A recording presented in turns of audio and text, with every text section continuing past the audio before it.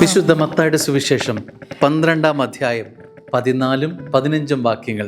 ഫരീസയർ അവിടെ നിന്ന് പോയി അവനെ നശിപ്പിക്കേണ്ടത് എങ്ങനെയെന്ന് ആലോചന നടത്തി. ഇത് മനസ്സിലാക്കിയ യേശു അവിടെ നിന്ന് പിൻവാങ്ങി. എന്താണ് ഈശോയുടെ പ്രതികരണമെന്ന് നമ്മൾ ചിന്തിക്കണം. ഈശോ അവിടെ നിന്ന് പിൻവാങ്ങുകയാണ്. ഫരീസയർ അവനെ തകർക്കാൻ വരുമ്പോൾ യേശു അവിടെ നിന്ന് പിന്മാറുന്നു. ഈ പിന്മാറ്റുന്ന ഒരു സ്വഭാവം നമ്മൾ ചിന്തിക്കണം. ക്രിസ്തു ആരാണ്? കിണറ്റിൽ കിടക്കുന്ന വെള്ളം കോരി വച്ചപ്പോൾ അത് രുചിയുള്ള വീര്യമുള്ള വീഞ്ഞാക്കി മാറ്റാൻ കെൽപ്പുള്ളവനാണ് അവൻ. തിരമാലകളുടെ മുകളിലൂടെ നടന്നു പോകാൻ കൃപയുള്ളവനാണ് അവൻ.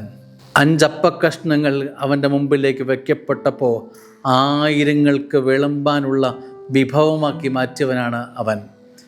സൗഖ്യങ്ങൾ അനേകർക്ക്, അത് കിടപ്പ് രോഗികളായിക്കൊള്ളട്ടെ, ഏത് ചെറിയ രോഗമായിക്കൊള്ളട്ടെ, സൗഖ്യം കൊടുത്തവനാണ് അവൻ.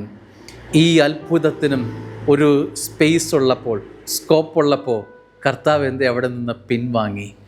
നൽകുന്ന പാഠം, മനോഹരമായ പാഠം ഇതാണ്: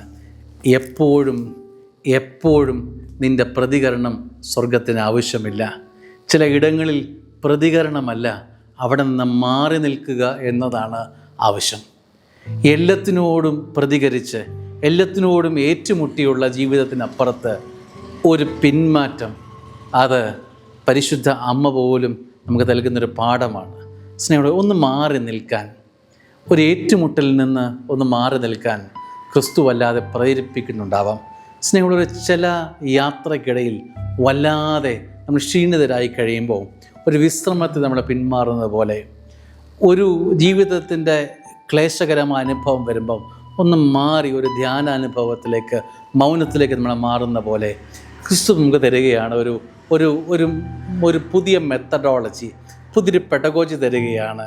ജീവിതത്തിൽ പരുവപ്പെട്ട അനുഭവങ്ങൾ, ഒരുപക്ഷെ പൊരുത്തപ്പെടാനാവാത്ത അവസരങ്ങൾ വരുമ്പോൾ, അതിനോട് പരുവപ്പെട്ടു പോകാൻ കഴിയാതെ വരുമ്പോൾ ഒന്ന് പിന്മാറാൻ ക്രിസ്തു തരുന്ന ഒരു സ്വഭാവം ഇന്നത്തെ കാലത്തിന് ഏറ്റവും അനിവാര്യമാണെന്ന് തോന്നുന്നു.